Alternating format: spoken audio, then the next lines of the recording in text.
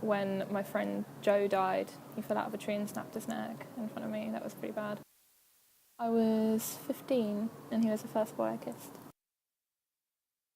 Yeah, I think people grow up surrounded by everything that's around them and you don't know what's happening. So like, you know, growing up in Ireland with the Troubles and everything else, like obviously I was a lot later than them happening, but it was around. I remember hearing the ceasefire happen, but I remember hearing it on the radio, on Radio 1, which is an English channel. It's not like, I didn't hear it firsthand from Ireland. It was just on the radio when we were driving from one place to the next.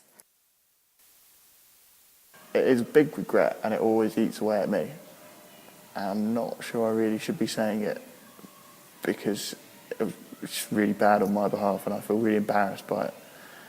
But I was a bit drunk and it's not even that bad. But I was a bit drunk and I was about 16 and I went from a pub to my ex-girlfriend's house and I decided to urinate on her doorstep because I'm not going to say I was forced to by anyone else. It was a bit of that, but I really, really massively regret that. And I probably shouldn't say it, but I urinated on her doorstep. She's the strongest woman I've ever met, and she has influenced me a lot in everything I've done. Always wanted me to try my hardest and do my best. And I think like she fulfilled her life, so she shouldn't be sad about her not being around anymore. Yeah, she's a typical submissive woman who goes from one alcoholic to another and just lets them walk all over her. And as a result, I became quite a submissive, shy person, but now I'm breaking away from that, I think. And I know that I would never let someone treat me like that. I hope not. I'm really lucky in that I've never had a family member die or anything like that. I mean, when my dog died, that was really sad and I missed her, but we got a new dog, so kind of... It probably means I'm a terrible person, but yeah, it's kind of similar as how I was saying before. It's kind of like, you know, obviously there's shit things that happen, but nothing major.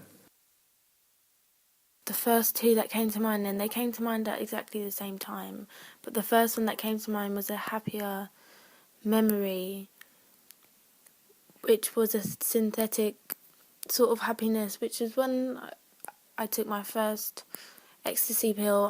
My feelings just shot through the roof. I was with my friends. I was in a complete state of ecstasy.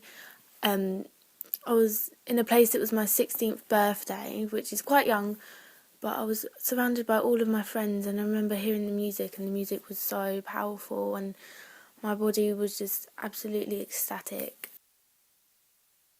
I just thought I've always felt like people like me, from where I come from, don't do PhDs. And to be offered one, although it's not the same as getting one, to be offered one was something I was quite proud of, something I felt was really important. I went cliff diving when I was in Wales. I don't know why I went cliff diving. I just like the I don't know. The like idea sprung into my head, and I was like, yeah, why the fuck not? That was when I was with my ex-boyfriend Ben. We used to go away to Wales and like little holidays together with his family, which is really nice. And that was before my grandma died, and it was kind of whilst my brother was very ill and suffering. So I was like almost very happy at that time because I was with Ben, but then really mixed up. So that was good. And I think you know your friends best by the ones who know when to tell your secrets so that you don't have to face them yourself. So she told everyone else I was close to what had happened, but not in a like gossipy way, in a way that I didn't have to then retell this over and over again. So like one of the better moments in my life was possibly just being able to walk into a room after having had such a bad moment, and know that everyone knew and was not expecting me to tell them anything. And we could just sit down, watch a film, and everyone was acceptant of everything else that was happening. But also as a twin, because I don't always think about things as just myself. It's me and my sister together, and sometimes I would like think because she's doing well, that also means I'm doing well, because like we're both like we both have the same potential. That's why it's kind of weird. Yeah, I think it makes me a relaxed person, very relaxed, because like someone else is going through exactly the same life experience as me, like completely. Obviously not as much now, because we are doing like different subjects in different cities or whatever. I'm 20 now, and it kind of feels like I'm almost a grown-up, but then kind of every year you look back and think, I thought I was a grown-up when I was 19, but actually I was a little twat. Do you know what I mean? So it's kind of strange like that, and obviously I suppose childhood is kind of the classic thing, but having moved away from home and stuff, it kind of, yeah, it's probably true. It's like running around in the woods out behind the house and stuff like that was really lovely. Haven't got a care in the world, that sort of thing, I suppose.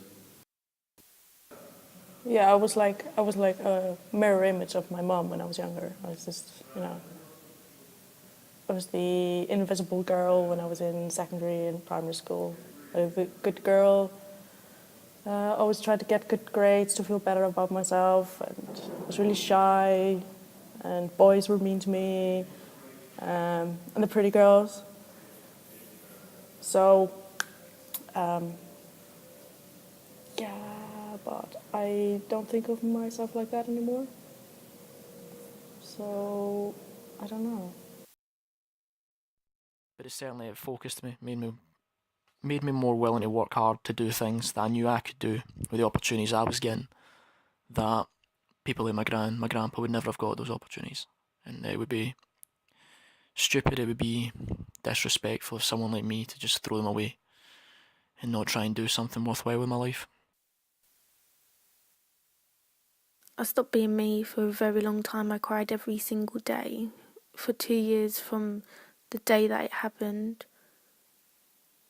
Life, I don't know, life just went completely on its head, But also, it affected me in a good way, because the only thing that kept me going was art and uni and my boyfriend. Like, I had such a support group, and this also, talks about support. I had such a support unit.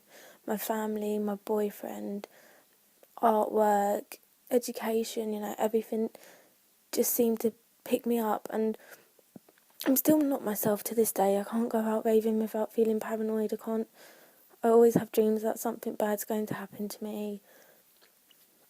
I get scared about people going out raving. Like, I don't like some of my friends going out raving. I'm hesitant to make new friends.